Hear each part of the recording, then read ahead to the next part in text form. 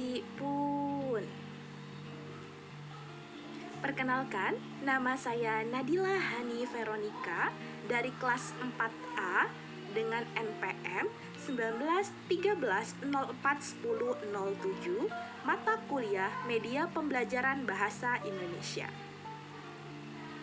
Oh iya, teman-teman, apa kabar hari ini? Semoga kalian dalam keadaan sehat walafiat ya. Oh iya, ingat, jangan lupa selalu patuhi protokol kesehatan dan jauhi kerumunan. Baiklah, pada kesempatan kali ini saya akan menyampaikan materi kurikulum 2013 untuk kelas 8 SMP. Materinya mengenai pengertian, struktur, jenis, tujuan, dan metode dalam berpidato. Adapun pengertian pidato menurut Kamus Besar Bahasa Indonesia. Pengertian pidato adalah pengungkapan pikiran dalam bentuk kata-kata yang ditunjukkan kepada orang banyak, atau pidato adalah wacana yang disiapkan untuk diucapkan di depan halayak.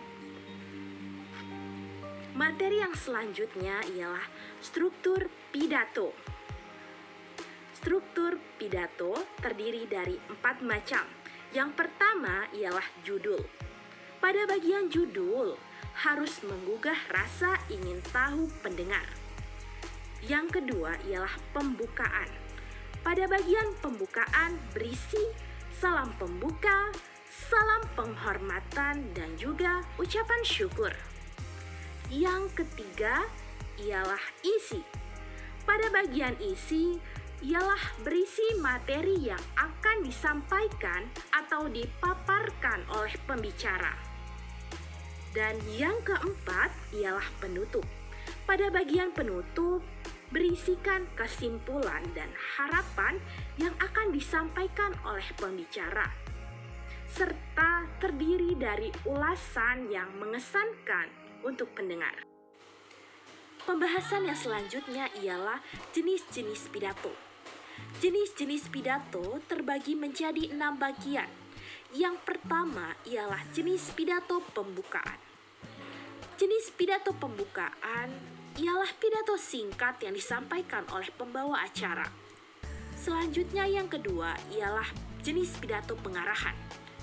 Jenis pidato pengarahan ini bertujuan untuk mengarahkan suatu kegiatan atau acara. Yang ketiga ialah jenis pidato peresmian. Jenis pidato peresmian dibawakan oleh orang penting untuk meresmikan suatu kegiatan atau acara. Jenis pidato yang keempat ialah jenis pidato sambutan. Jenis pidato sambutan dibawakan oleh ketua panitia suatu kegiatan atau acara. Yang kelima ialah jenis pidato pertanggungjawaban. Jenis pidato pertanggungjawaban ialah jenis pidato untuk melaporkan suatu pertanggungjawaban ketua panitia atau ketua suatu acara. Yang keenam ialah jenis pidato laporan.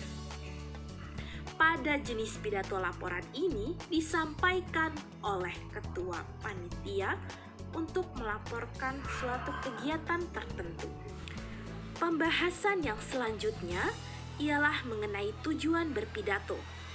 Tujuan berpidato terbagi menjadi 4 macam.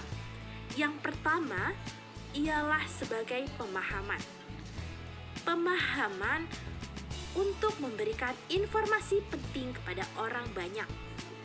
Yang kedua, tujuan berpidato ialah meyakinkan pendengar atau bersifat argumentatif. Yang ketiga, tujuan berpidato ialah menghibur pendengar atau bersifat rekreatif. Dan yang keempat, tujuan dalam berpidato ialah untuk mempengaruhi pendengar dengan tujuan tertentu atau bersifat persuasif. Baiklah, penjelasan yang berikutnya ialah mengenai metode dalam berpidato. Metode dalam berpidato dibedakan menjadi 4. Yang pertama, metode membaca naskah. Pada metode ini merupakan metode di mana orang yang menyampaikan pidato menggunakan naskah pidato. Contohnya pada saat pidato kenegaraan, pada saat pidato sambutan, dan pada saat pidato laporan. Lalu, metode yang kedua ialah metode menghafal. Pada metode ini merupakan di mana orang yang menyampaikan pidato tanpa melihat teks naskah pidato yang direncanakan sebelumnya. Contohnya ialah pada saat lomba berpidato. Metode yang ketiga ialah metode impromptu. Metode ini merupakan di mana orang yang menyampaikan pidato secara langsung dan spontan tanpa ada perencanaan sebelumnya. Contohnya ialah pada saat motivator-motivator menyampaikan pidato atau orang yang lebih handal. Lalu, yang keempat ialah metode ekstemporan. Pada metode ini, metode di mana orang yang menyampaikan pidato melalui kerangka isi pidato atau sesuai yang direncanakan. Baiklah, itulah tadi materi kurikulum 2013 untuk kelas 8 SMP. Semoga bermanfaat bagi kita semua. Saya akhiri, wassalamualaikum warahmatullahi wabarakatuh.